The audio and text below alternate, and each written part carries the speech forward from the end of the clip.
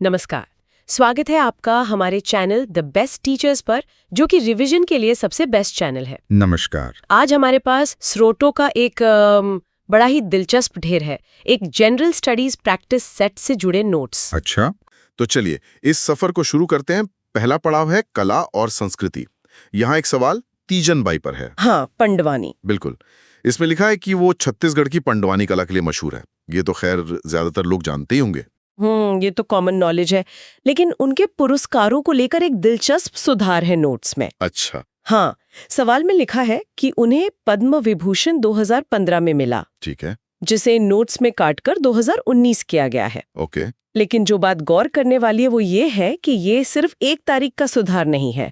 Notes में उनके सम्मानों का पूरा सफर दर्ज है। पूरा सफर मतलब 1987 में पद्मश्री, फिर 2003 में पद्म भूषण और उसके बाद 2019 में पद्म विभूषण। वाह। इससे पता चलता है कि एक कलाकार को देश के सर्वोच्च नागरिक सम्मानों तक पहुंचने में दशकों की साधना लगती है। सही बात है। और साथ में 2018 के फुकुओका पुरस्कार का जिक्र भी है, जो दिखाता है कि उनकी कला की गूंज सिर्फ भारत में नहीं बल्कि अंतर्राष्ट्रीय स्तर पर भी है। मतलब एक छोटे से करेक्शन से पूरी कहानी बदल गई। अगला सवाल पंडित शंभू महाराज से जुड़ा है, और यहाँ तो नोट्स ने दोनों ही कथनों को गलत ठहरा दिया है। लखनऊ घराने के स्तंभ माने जाते हैं, लखनऊ घराना। और दूसरा, उन्हें पद्मश्री 1968 में नहीं बल्कि 1958 में मिला था। अच्छा, 10 साल का फर्क है। जी, लेकिन नोट्स यहीं नहीं रुकते। वो एक और जानकारी जोड़ते हैं जयपुर घराने के कुछ और कलाकारों के नाम, जैसे सुंदरदास और दुर्गालाल। तो ये घरानों के बीच का अंतर समझने में मदद करता है। बिल्कुल, कि हर घराने की अपनी एक अलग शैली और पहचान होती है। संस्कृति की बात चल रही है तो यूनेस्को का जिक्र भी है। सवाल है कि कोलकाता की दुर्गा पूजा को अमूर्त सांस्कृतिक विरासत का दर्जा कब मिला? जवाब है 2021। और नोट्स में आगे की भी जानकारी है। हाँ, वो हमें भविष्य की एक झलक देते हैं। वो बताते हैं कि 2023 में गुजरात के गरबा को ये सम्मान मिला। अच्छा। और 2025 के लिए दिवाली को नामांकित करने का प्रस्ताव है। ये तो बड़ी दिलचस्प बात है। ये एक तरह से भारत की सॉफ्ट पावर की कहानी है। साथ ही कुछ पुरानी विरासतों का भी जिक्र है। 2008 की वैदिक जाप परंपरा से लेकर 2016 में योग और नवरोज तक, और 2017 का कुंभ मेला। भारत की इसी विविधता को सहेजने की बात हमारे संविधान में भी की गई है, और यहीं से हमारा अगला खंड शुरू होता है, भारतीय संविधान और राजव्यवस्था। बिल्कुल। एक सवाल भाषाओं से जुड़ा है, 92वां संशोधन। हाँ, जिसके तहत 2003 में बोडो, डोगरी, मैथिली और संथाली को 8वीं अनुसूची में जोड़ा गया। जो बात यहाँ दिलचस्प है वो ये है कि नोट्स सिर्फ इस एक संशोधन पर नहीं रुकते। नहीं, वो हमें समय में पीछे ले जाते हैं, 1967 के 21वें संशोधन पर, जब सिंधी को जोड़ा गया। और फिर 71वां संशोधन भी है। हाँ, 1992 का, जिससे नेपाली, मणिपुरी और कोंकणी शामिल हुई। ये दिखाता है कि हमारा संविधान कोई पत्थर की लकीर नहीं है, ये एक क्या कहते हैं जीवंत दस्तावेज है। संशोधनों की बात चलिए तो और भी कई जिक्र हैं, जैसे 96वां संशोधन, जिसका मकसद उड़िया को ओडिया करना था। वो तो एक वर्तनी का सुधार था, लेकिन 99वें संशोधन का मामला ज्यादा पेचीदा है। एनजेसी वाला। हाँ, राष्ट्रीय न्यायिक नियुक्ति आयोग। ये बहुत विवादास्पद था। ये जजों की नियुक्ति के कॉलेजियम सिस्टम को बदलने की कोशिश थी, है ना? बिल्कुल, जिसे बाद में सुप्रीम कोर्ट ने ये कहकर रद्द कर दिया कि ये न्यायपालिका की स्वतंत्रता के खिलाफ है। ये न्यायपालिका और सरकार के बीच अधिकारों के संतुलन का एक क्लासिक केस स्टडी बन गया था। वाह, ये संदर्भ तो बहुत जरूरी था।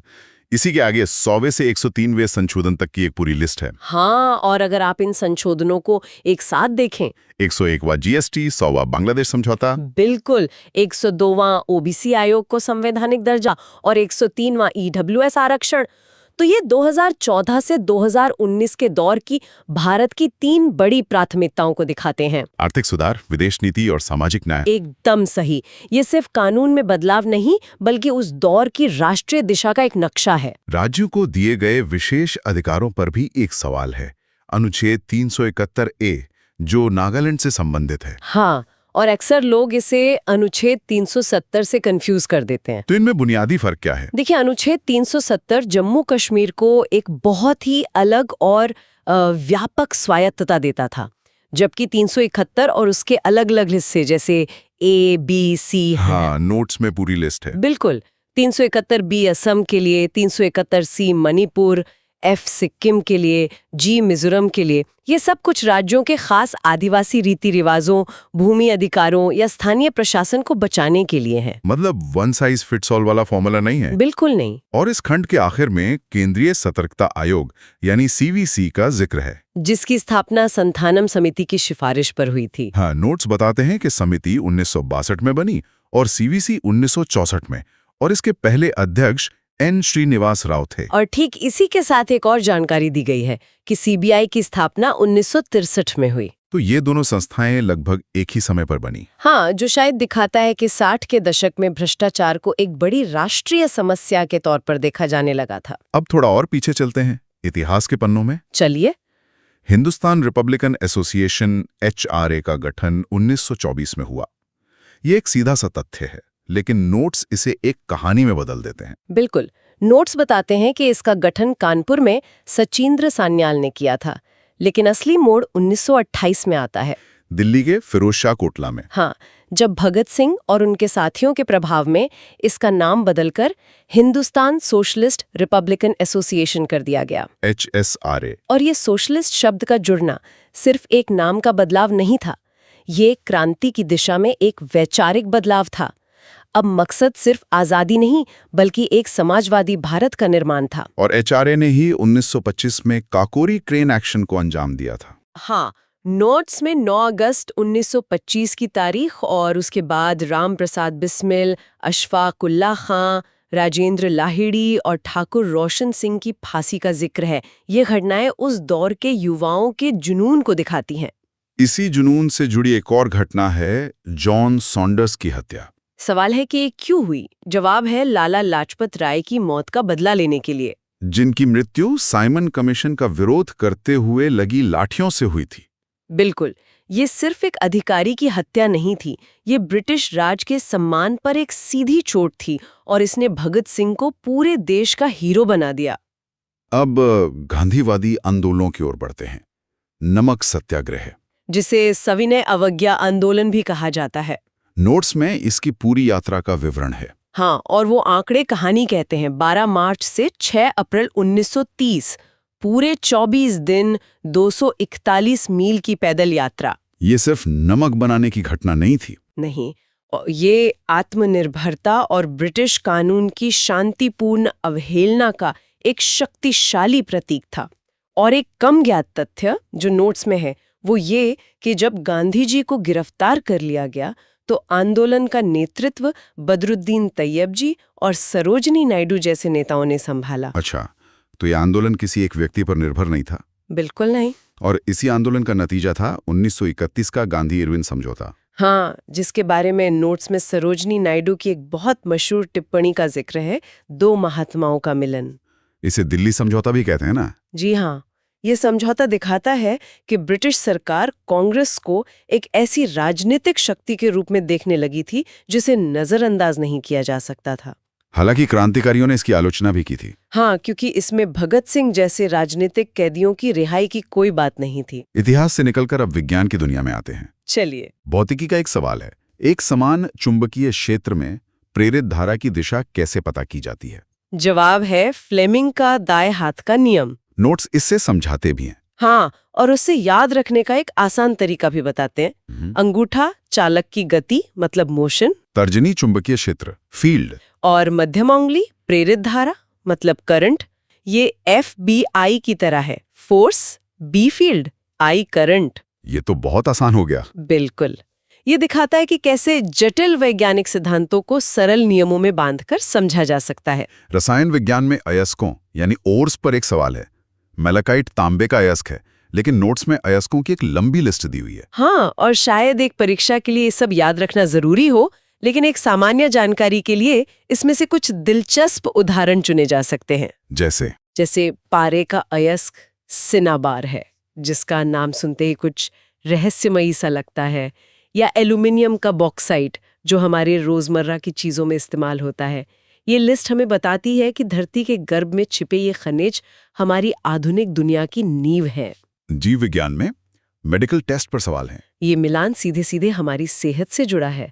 विडाल टेस्ट टाइफाइड के लिए, एलिसा टेस्ट एड्स के लिए और मैनटॉक्स टेस्ट टीबी के लिए। इसी तरह एक और सवाल है EEG, ECG, EOG और EMG पर। हाँ, EEG मस्तिष्क के लिए, ECG हृदय के लिए, EOG आंख के लिए और EMG मांसपेशियों के लिए। ये शब्द भले ही जटिल लगें, पर ये वो तकनीकें हैं जो डॉक्टरों को हमारे शरीर के अंदर झांकने में मदद करती हैं। बिल्कुल। अब पर्यावरण पर आते हैं। रामसर सम्मेलन। इसका संबंध आर्द्र भूमि यानी वेटलैंड्स के संरक्षण से है। नोट्स में इसका पूरा इतिहास दिया है। हाँ, 1971 में ईरान के रामसर शहर में ये संधि हुई, भारत 1982 में शामिल हुआ और उड़ीसा की चिल्का झील भारत की पहली रामसर साइट बनी। लेकिन सवाल यह है कि ये वेटलैंड इतने जरूरी क्यों हैं? असल में ये हमारी धरती के गुर्दे यानी किडनीज की तरह हैं। ये पानी को साफ करते हैं, बाढ़ को सोखते हैं और अनगिनत जीव जंतुओं का घर है। तो इन्हें बचाना सिर्फ पर्यावरण के लिए नहीं, हमारे अपने अस्तित्व के लिए जरूरी है। बिल्कुल। पर्यावरण कानूनों पर भी एक पूरी लिस्ट दी गई है 1972 से लेकर 2002 तक। हाँ, वन्य जीव, जल, वन, वायु, पर्यावरण, जैव विविधता। लगता है हर कुछ साल में एक नया कानून बनाना पड़ा। शायद इसलिए कि पुराने वाले उतना काम नहीं कर रहे थे। हो सकता है। लेकिन मजाक से हटकर ये सूची भारत की पर्यावरण यात्रा को दिखाती है। हर कानून के पीछे कहानी है। बिल्कुल। 1972 का वन्य जीव सुरक्षा अधिनियम बाघों को बचाने के लिए एक मील का पत्थर था। तो 1986 का पर्यावरण संरक्षण अधिनियम भोपाल गैस त्रासदी के बाद आया। चलिए अब कुछ मिले जुले लेकिन दिलचस्प विषयों पर नजर डालते हैं। भारत में प्रसारण पर एक सवाल है और नोट्स में फिर एक जरूरी सुधार है। हाँ, सवाल में ऑल इंडिया रेडियो की स्थापना और आकाशवाणी नामकरण की तारीखें गलत दी गई हैं। तो सही क्या है? नोट्स इसे ठीक करते हैं। AIR की स्थापना 1936 में हुई और आकाशवाणी नाम 1957 में दिया गया। अच्छा। साथ में एक प्यारा सा फैक्ट है, भारत की पहली दूरदर्शन समाचार वाचिका प्रतिमा पुरी थी। ये नाम हमें उस दौर में ले जाते हैं जब टीवी देखना एक सामुदायिक अनुभव हुआ करता था। बिल्कुल। किताबों और लेखकों की एक लंबी लिस्ट है जिसकी शुरुआत मनमोहन सिंह की किताब the quest for equity in development से होती है। दिलचस्प बात यह है कि इस लिस्ट में ज्यादातर लेखक पूर्व RBI गवर्नर या बड़े अर्थशास्त्री हैं। रघुराम राजन, उर्जित पटेल, बिमल जालान। हाँ, D सुब्बा राव भी। ऐसा लगता है कि अब नीतियां बनाने के बाद उस नीति के पीछे की सोच और कहानी को जनता तक पहुंचाना भी उनके काम का एक अहम हिस्सा बन गया है। भौगोलिक उपनामों में लैंड ऑफ प्रॉमिस मिंडनाओ द्वीप को कहा गया है। और नोट्स में ऐसे कई और नाम हैं, जैसे बेल्जियम को कॉकपिट ऑफ यूरोप कहते हैं, क्योंकि वहां इतिहास में कई बड़ी लड़ाइयां लड़ी गईं। बिल्कुल। यह स्कॉटलैंड के एबरडीन को ग्रेनाइट सिटी कहते हैं, क्योंकि वहां की ज्यादातर इमारतें उसी पत्थर से बनी हैं। ये उपनाम सिर्फ नाम नहीं है, ये उस जगह के इतिहास, भूगोल या संस्कृति का निचोड़ है। जनगणना के आंकड़ों में लिंगानुपात पर एक सवाल है। हाँ, और इसमें केरल 1084 के साथ सबसे ऊपर है, जो वहां के सामाजिक विकास को दिखाता है। लेकिन जो आंकड़ा ज्यादा चौंकाने वाला है वो सबसे नीचे का है। हरियाणा 879 पर। ये दो आंकड़ी एक ही देश की दो बिल्कुल अलग-अलग सामाजिक सच्चाइयों को बयान करते हैं। इसी तरह स्लम आबादी में महाराष्ट्र का टॉप पर होना हमारे शहरी विकास की चुनौतियों को सामने रखता है। और केंद्र शासित प्रदेशों में दिल्ली का। और आखिर में राष्ट्रीय उद्यानों की एक बहुत लंबी लिस्ट है। इसे याद करना तो बहुत मुश्किल होगा। बिल्कुल। इसीलिए लिस्ट पढ़ने की बजाय इसमें से कुछ अनोखे पार्क उठाते हैं। जैसे हिमाचल का पिन वैली, जो एक ठंडा रेगिस्तान है, हमेशा की तरह हरे भरे जंगल जैसा नहीं। अच्छा। या फिर मणिपुर का सिरोही, जो दुनिया के एकमात्र तैरते हुए राष्ट्रीय उद्यान केबुल लमजाओ के पास है। ये सिर्फ नाम नहीं, भारत की अद्भुत भौगोलिक विविधता के सबूत हैं। तो ये थी हमारी आज की पड़ताल। एक प्रैक्टिस सेट की सवालों और नोट से शुरू होकर हम कहां-कहां घुमाएं। सबसे दिलचस्प यही लगा कि कैसे एक छोटा सा नोट किसी भी जानकारी को एक नया मतलब और गहराई दे सकता है। बिल्कुल सही। ये दिखाता है कि ज्ञान सिर्फ तथ्यों को इकट्ठा करना नहीं है, बल्कि उनके बीच पुल बनाना है, कनेक्शन ढूंढना है। सही बात है। ये स्रोत हमें याद दिलाते हैं कि जानकारी के हर टुकड़े के पीछे एक संदर्भ, एक कहानी और एक बड़ा मतलब छिपा होता है। और इसी के साथ हम आज की चर्चा को समाप्त करते हैं, लेकिन हमेशा की तरह सोचने के लिए एक सवाल के साथ। ये सभी तथ्य प्रतियोगी परीक्षाओं की तैयारी का हिस्सा हैं। जाहिर है इनका एक मकसद परीक्षा पास करना है। लेकिन सोचने वाली बात यह है कि क्या ज्ञान का असली उद्देश्य सिर्फ एक पड़ाव पार करना है, या इन छोटी छोटी जानकारियों को जोड़कर अपने आसपास की दुनिया की एक ज्यादा गहरी, ज्यादा बारीक और ज्यादा समझदार तस्वीर बनाना है।